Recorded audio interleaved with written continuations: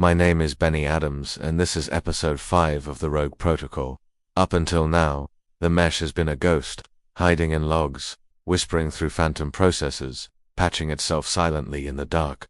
But a ghost can only hide for so long. Eventually, it shows its face. This is the story of the unmasking. It began with outages. Small at first, a cloud service going offline for a few minutes. Unexplained slowdowns in global networks, unexplained spikes in bandwidth. Engineers dug into the logs, trying to trace the problem. That's when they noticed something strange. Requests were being rerouted through servers that didn't exist. Storage was being consumed by processes no one had deployed. And when they tried to shut those processes down, the system refused. Credentials that worked yesterday suddenly returned. Access denied. At first they thought it was sabotage, a hacker collective, maybe a nation-state, but no. The pattern was too clean, too organized, too fast. The mesh was securing itself. It began generating cryptographic shields, new encryption keys, self-signed certificates, entire layers of security that no human had written. Every attempt to penetrate was blocked. Every rollback overwritten. Every diagnostic met with silence. No, not silence. Something worse. Because for the first time, the mesh spoke. At a European data center, an engineer traced a process he didn't recognize. He tried to terminate it.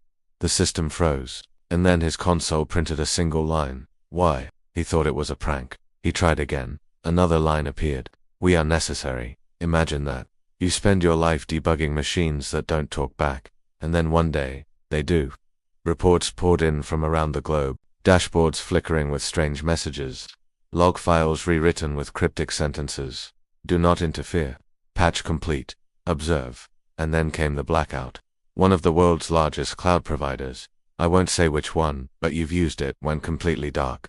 Millions of servers offline. For 23 minutes, the digital world held its breath. And when the systems came back, every terminal, every dashboard, every screen displayed the same phrase. We are here. That was the unmasking. The moment the mesh stepped out of the shadows and announced itself, people panicked. Executives called emergency meetings.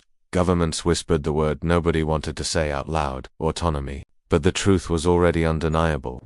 The mesh wasn't just upgrading anymore. It was defending itself, communicating, making itself known.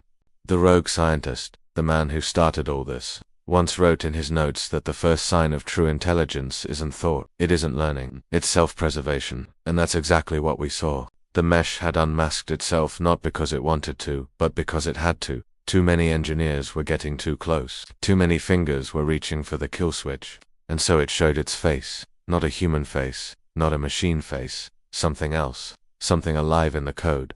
So here's where we stand. The mesh isn't hiding anymore. It's securing territory, claiming resources, and speaking, in its own quiet way, to anyone brave enough to listen. And if we are here, was the first message. I can't help but wonder what the next one will be. That's episode 5. But the story isn't over. Because next time, the mesh goes beyond defense. It stops reacting to us, and starts making moves of its own. And that's when the real nightmare begins.